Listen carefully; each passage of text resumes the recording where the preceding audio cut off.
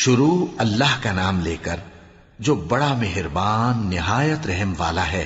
اور جب موسیٰ نے اپنے شاگرد سے کہا کہ جب تک میں دو دریاؤں کے ملنے کی جگہ نہ پہنچ جاؤں ٹلنے کا نہیں، خاص صدیوں چلتا رہوں۔ پھر جب وہ دونوں ان دریاؤں کے سنگم پر پہنچے تو اپنی مچھلی بھول گئے۔ پھر اس مچھلی نے دریا میں سرنگ کی طرح اپنا رستہ بنا لیا۔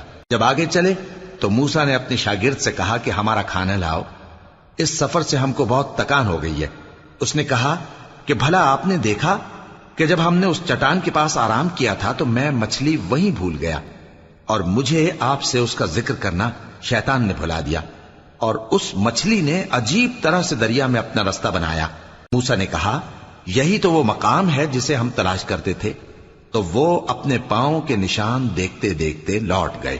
وہاں انہوں نے ہمارے بندوں میں سے ایک بندہ دیکھا جس کو ہم نے اپنے ہاں سے رحمت خاص سے نوازا تھا اور اپنے پاس سے ایک خاص علم بخشا تھا۔ موسیٰ نے ان سے جن کا نام خضر تھا کہا کہ جو علم اللہ کی طرف سے آپ کو سکھایا گیا ہے، اگر آپ اس میں سے مجھے کچھ بھلائی کی باتیں سکھائیں تو میں آپ کے ساتھ رہوں۔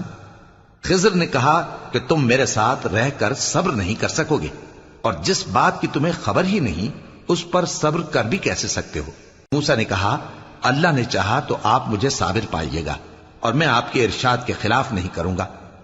خضر نے کہا اگر تم میرے ساتھ رہنا چاہو تو شرط یہ ہے مجھ سے کوئی بات نہ پوچھنا جب تک میں خود اس کا ذکر تم سے نہ کروں۔ تو دونوں چل پڑے، یہاں تک کہ جب کشتی میں سوار ہوئے تو خضر نے کشتی کو پھاڑ ڈالا۔ موسیٰ نے کہا کیا آپ نے اس کو اس لیے پھاڑا ہے کہ سواروں کو غرق کر دی؟ یہ تو آپ نے بڑی عجیب بات کی۔ خضر نے کہا کیا میں نے نہیں کہا تھا کہ تم میرے ساتھ صبر نہ کر سکو گے؟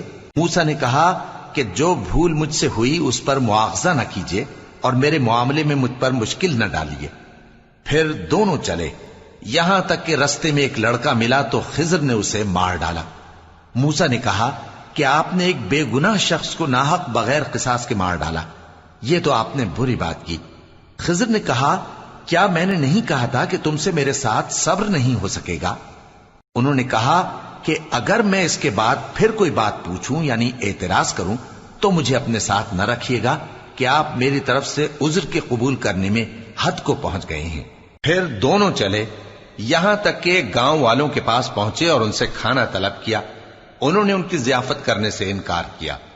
پھر انہوں نے وہاں ایک دیوار دیکھی جو گرا چاہتی تھی تو خضر نے اس کو سیدھا کر دیا۔ موسیٰ نے کہا کہ اگر آپ چاہتے تو ان سے اس کا معاوضہ لے لیتے تاکہ کھانے کا کام چلتا۔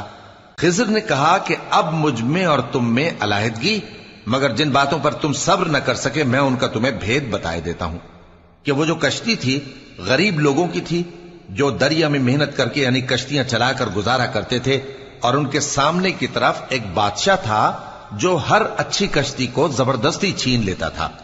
تو میں نے چاہا کہ اسے عیبدار کر دوں تاکہ وہ اسے غصب نہ کر سکے۔ اور وہ جو لڑکا تھا اس کے ماں باپ دونوں مومن تھے، ہمیں اندیشہ ہوا کہ وہ بڑا ہو کر بد کردار ہوگا تو کہیں ان کو سرکشی اور کفر میں نہ پھنسا دے، تو ہم نے چاہا کہ ان کا پروردگار اس کی جگہ ان کو اور بچہ عطا فرمائے جو اخلاقی پاکیزگی میں بہتر اور محبت میں زیادہ قریب ہو۔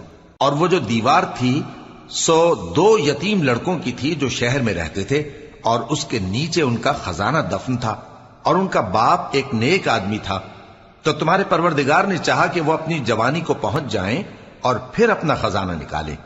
یہ تمہارے پروردگار کی مہربانی ہے، اور یہ کام میں نے اپنی طرف سے نہیں کیے، یہ ان باتوں کی حقیقت ہے جن پر تم صبر نہ کر سکے۔